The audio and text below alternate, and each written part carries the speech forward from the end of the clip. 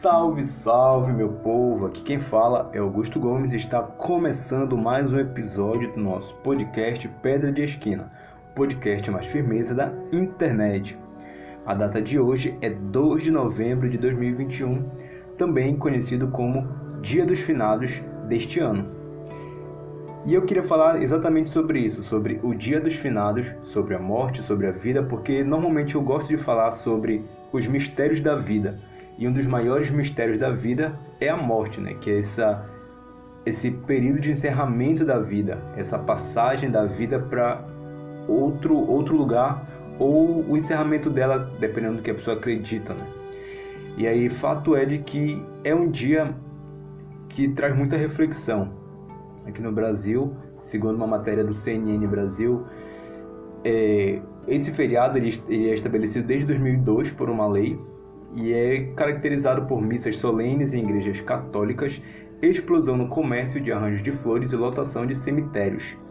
E normalmente a gente percebe que tem a importância, né, de como que a cultura é afetada por isso, porque a cidade muda, é um feriado, algumas pessoas se programam para isso, para fazer homenagens, para visitar cemitérios. Outras pessoas não se importam tanto com essa data e aproveitam o feriado para ir fazer outras coisas, para passear, para viajar ou para ficar em casa descansando.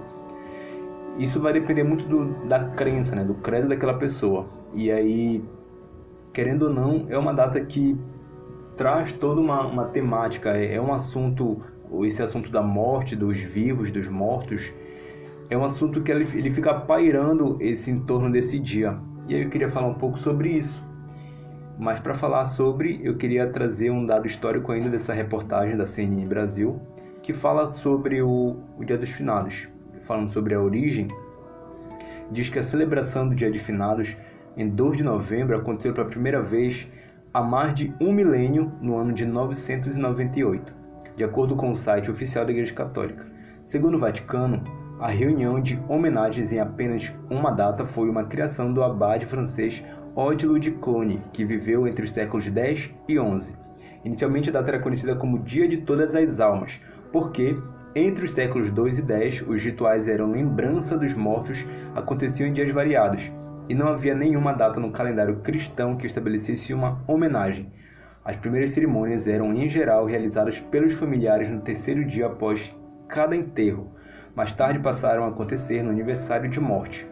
Então a gente percebe que foi uma adaptação dentro daquilo que já existia, né? Essa homenagem, essa necessidade que as pessoas tinham de homenagear as pessoas que morriam.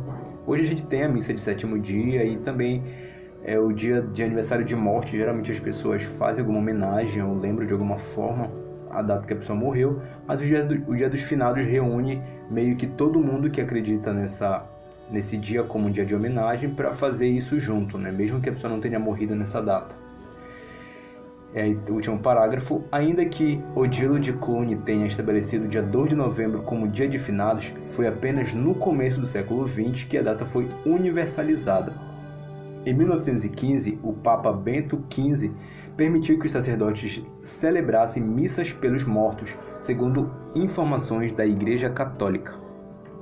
E é importante falar como que é recente, né, essa mudança dentro da Igreja Católica para permitir a missa pelos mortos, porque dentro do cristianismo isso é muito frequente, essa discussão da vida, da morte, mas a relação que a gente tem com essa percepção de relação com os mortos, ela é diferente do que acontece em outras religiões, como por exemplo algumas que acreditam na reencarnação, que o morto volta e reencarna de outra forma. A igreja cristã acredita de maneiras diferentes. Aí quando vem o protestantismo, e aí fica ainda mais visível essa separação entre a visão da igreja católica e a visão da igreja protestante em relação a lidar com o morto, né, com a morte em si. E aí eu queria trazer um pouco essa discussão por uma ótica que eu acredito. Eu sou protestante, então eu não tenho muito uma visão muito afetiva por essa data, apesar de ter várias pessoas que morreram e naturalmente a gente se volta para lembranças dessas pessoas, mas eu não costumo, por exemplo, visitar cemitérios, não costumo fazer homenagens para essas pessoas mortas. Por quê?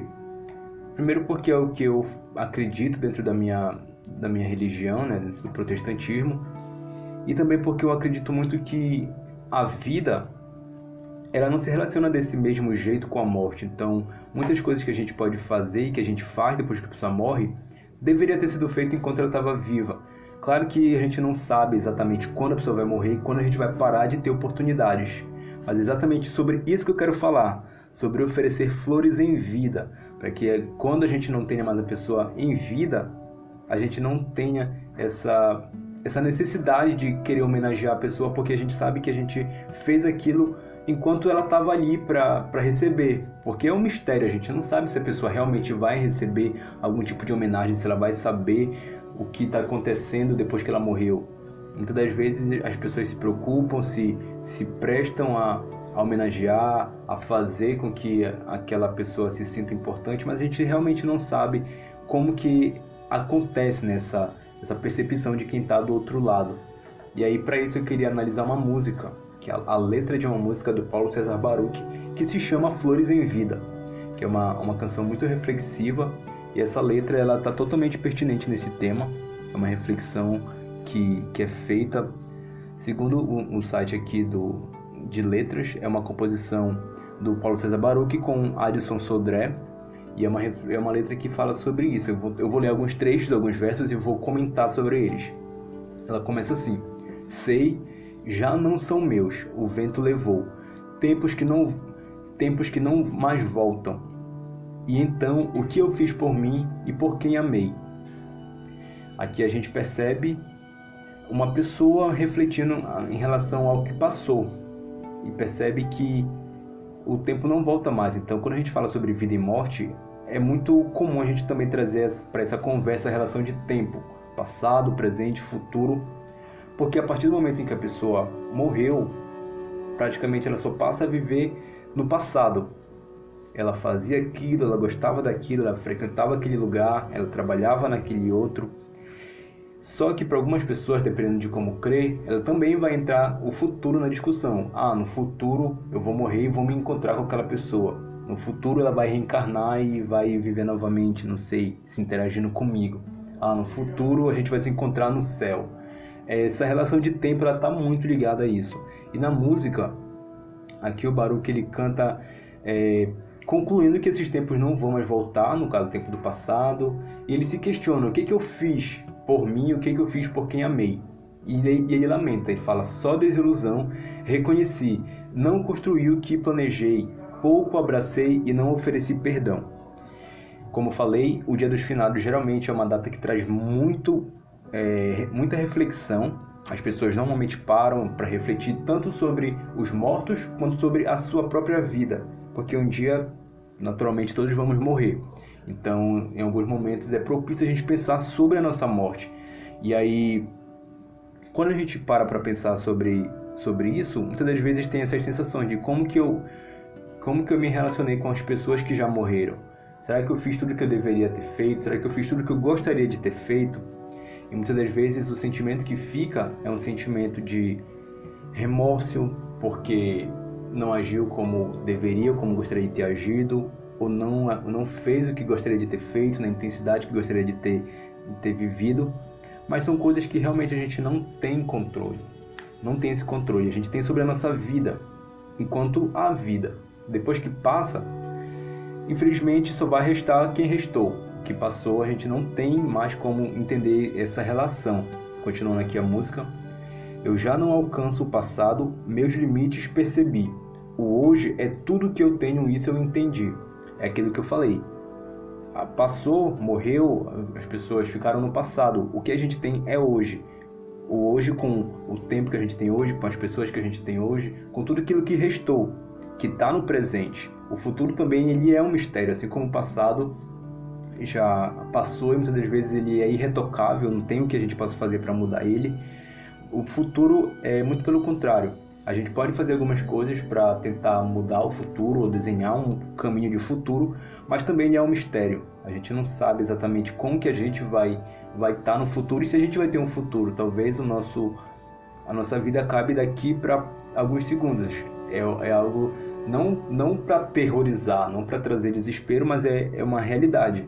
A gente tem que entender a nossa limitação como ser humano. A gente é passível de morrer a qualquer momento porque a gente está vivo. Para morrer basta estar vivo. E aí a gente precisa ter essa noção de tempo, entender o quanto é importante, não se desesperar para viver tudo que a gente quer hoje, porque talvez não exista amanhã, porque pode existir o amanhã e muitas das vezes a gente vai ter que arcar com o que a gente faz hoje. Então por isso que a gente tem que ter essa noção. E aí ele fala, o hoje é tudo que eu tenho, isso eu entendi. Preciso trazer à memória histórias que desprezei. Não posso me esquecer, tenho que oferecer flores em vida enquanto é dia. Então ele realmente traz novamente a história do passado, porque ele precisa trazer à memória histórias que ele desprezou. Então quando a gente olha para o passado hoje no presente, é para entender o que eu posso mudar hoje.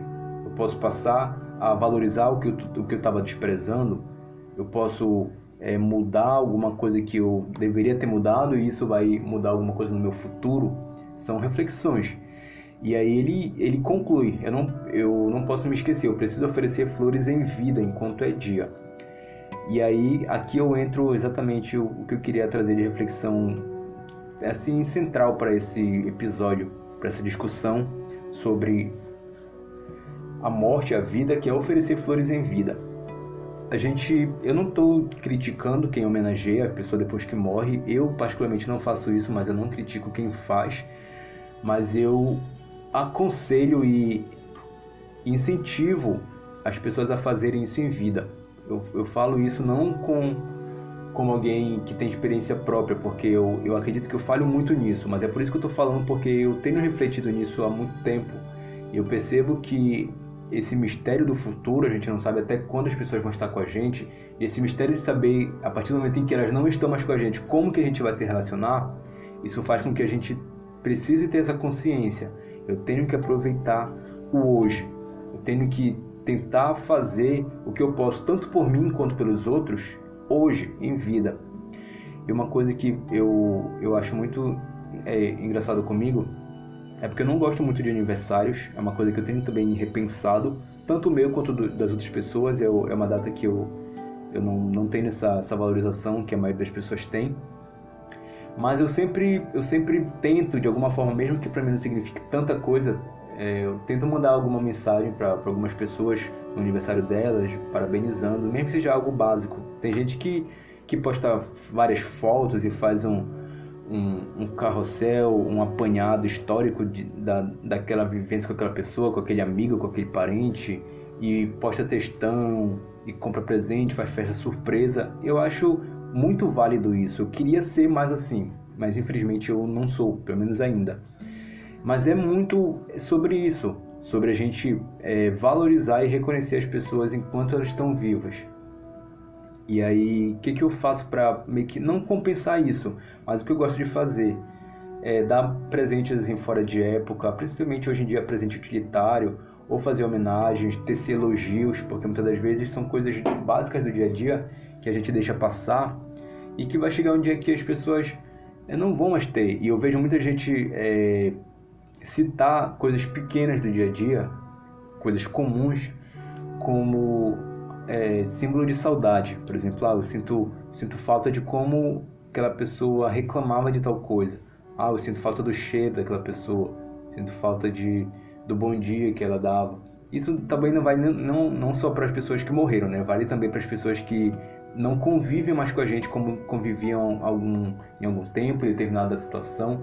E a gente precisa também valorizar as pessoas antes delas morrerem, mas enquanto elas estão com a gente, quando a gente tem a oportunidade de contato, de abraço, de conversa, de afeto, porque os tempos eles mudam também.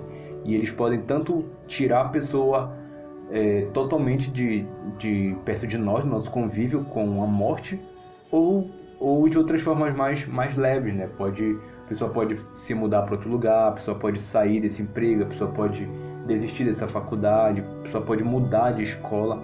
Muita coisa pode acontecer e a gente não vai ter mais aquele contato como era. E naturalmente as coisas elas vão ter elas vão mudar. E a gente precisa aproveitar então o hoje para absorver o máximo que pode das pessoas, para viver intensamente as experiências, para oferecer as flores em vida também, né? Para homenagear, para presentear, para fazer a pessoa entender o quanto ela é importante para nós. E é uma coisa que eu queria deixar aqui registrado para caso alguém que é meu parente ou meu amigo que esteja ouvindo isso, sabe que você é muito importante para mim, apesar de eu não ter falado isso talvez em outras formas, talvez de maneira mais intensa, mas eu tenho esse afeto pelas pessoas e eu tenho buscado formas de saber demonstrar isso. Então o meu conselho para quem está ouvindo também, reflita sobre isso. Reflita sobre a oportunidade, sobre o tempo, sobre aproveitar mesmo a vida e aqueles que estão vivendo com a gente. Esse foi o episódio de hoje e a gente se ouve nos próximos episódios.